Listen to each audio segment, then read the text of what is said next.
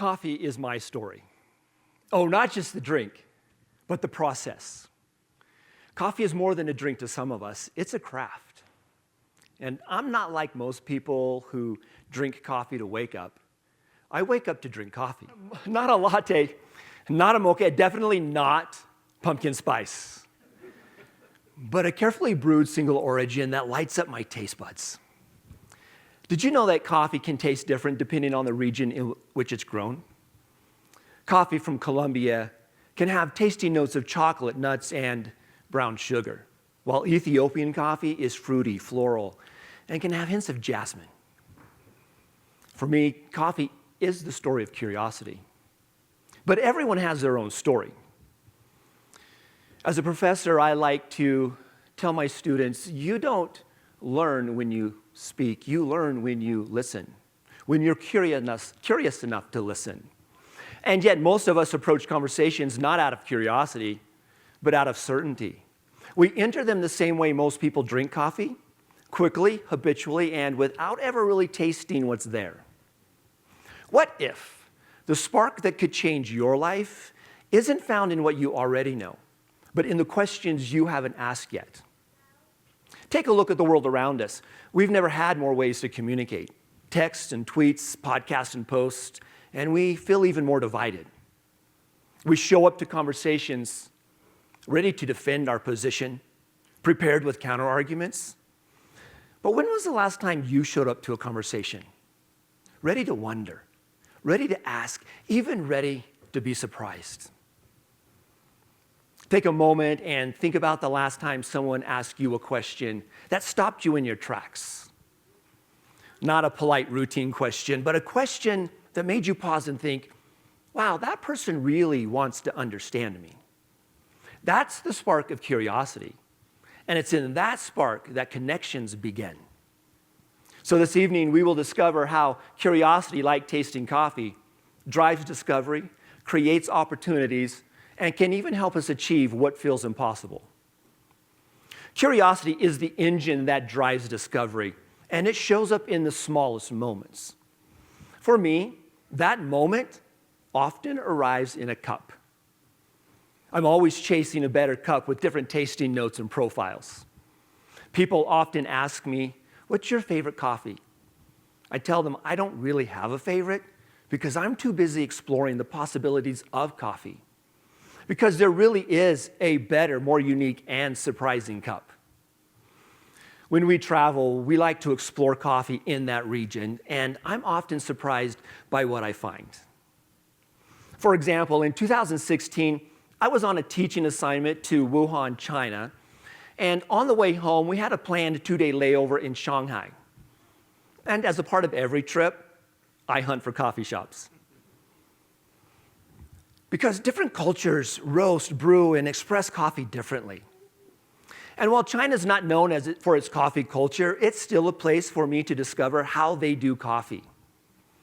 We found a little hole-in-the-wall coffee shop, and the barista handed me a cup that tasted nothing like I had ever had before. Notes of honeysuckle, floral and bright with a clean, smooth, silky finish. That discovery propels me to explore more of what is possible in the world of coffee. In the same way, a child who tugs at your sleeve and asks why for the 100th time is not trying to be difficult, she's chasing discovery. You smile, maybe you roll your eyes, but that endless why is proof of human nature's drive to understand. When you hear a stranger's accent, that moment's a doorway to their story. It's an opening to ask, what's it like to be you? Tell me your story. These are tiny sparks of curiosity, but they're what drive us to uncover meaning. They move us from assumption into understanding, and they can turn ordinary conversations into exploration. That cup in Shanghai taught me something. Curiosity takes what you thought you understood and opens up a whole new world of discovery.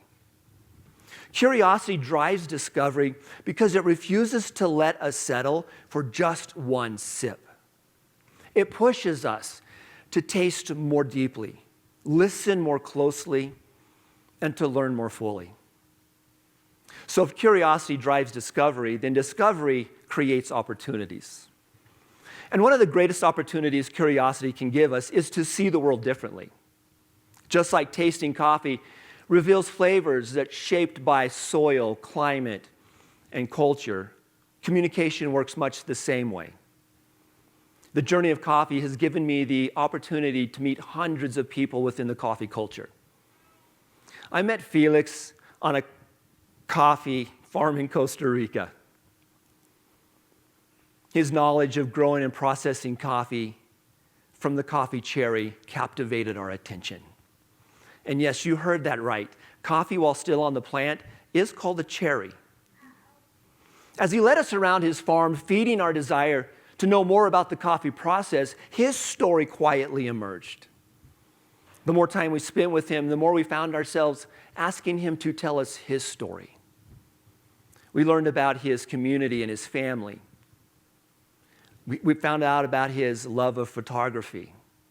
And because we asked, the stereotypes fell off, and he became so much more than just a coffee guy. Language works much the same way. In America, we say, don't sweat it to tell someone not to worry. But in Sweden, they say, there's no cow on the ice. It's their way of saying everything's okay. There's no danger here. One draws from heat and pressure, and the other from cold and calm. Same meaning, totally different flavors. Neither is right or wrong, but if you're curious enough to notice, you'll find more than just a clever idiom. You'll see how language reflects the landscapes in which we live, the humor we use to cope, and a worldview we inherit without even realizing it. It reminds us that language, like coffee, carries history, context, and environment. In the same way, curiosity can take moments of disagreement and turn them into opportunities for discovery. It challenges us to ask, what can I learn from this difference? When we approach tension with curiosity instead of defensiveness, conflict becomes a bridge instead of a wall, a chance to build understanding with those we may never have connected with otherwise. But curiosity doesn't just create opportunities for learning. It also creates opportunities for peace. You see, peace doesn't begin with agreement. It begins with understanding. And understanding begins with curiosity. So when we choose to be curious about another person's story, when we ask why they see the world the way they do, or what experiences led to their worldview, we step out of judgment and into connection. Because peace isn't the absence of difference, it's the presence of curiosity within it.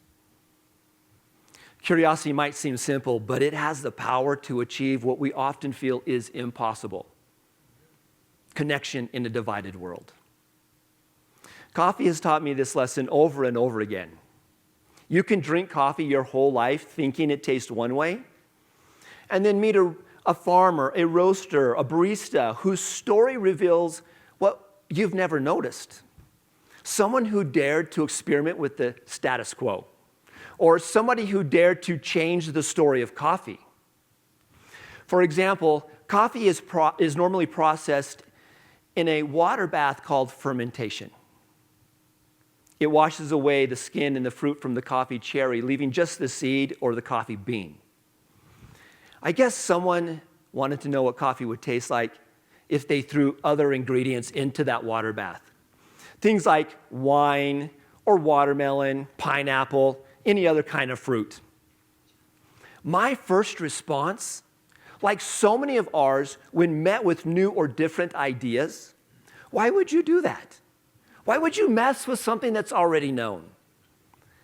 Until I dared to drink a peach macerated coffee in Oceanside, California. I sat in that coffee shop sipping that coffee for as long as possible, my mind blown. I let it tell me that what I thought was impossible was truly possible because someone dared to ask another question. And aren't people the same? Every person you meet carries a complexity of notes, nuances, and experiences. Life has sent us through a process of development, some bitter, some sweet, and some that only arrive with some care and some warmth. What if, instead of rushing to defend, we pause long enough to ask another question? What's it like to be you? Tell me your story. Imagine what would happen if we truly listened to understand. Curiosity achieves the impossible because it does something that certainty can never do. It disarms fear. When we approach others with curiosity, walls fall, labels fade, empathy grows, and slowly the impossible begins to feel possible again. Curiosity, like coffee, invites us to slow down, savor, and discover. The first time I tried coffee in another culture, I realized something.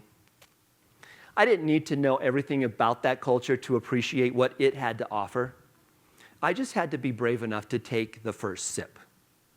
Curiosity did the rest. And then that's really the heart of human engagement. When we try one sip at a time, one conversation, one question, we discover that the world is far more connected, far more beautiful, and far more peaceful than we ever imagined. So the next time you find yourself in a difficult conversation, pause like I do before that first sip in the morning and ask a question you don't know the answer to. What's it like to be you? Tell me your story. Thank you.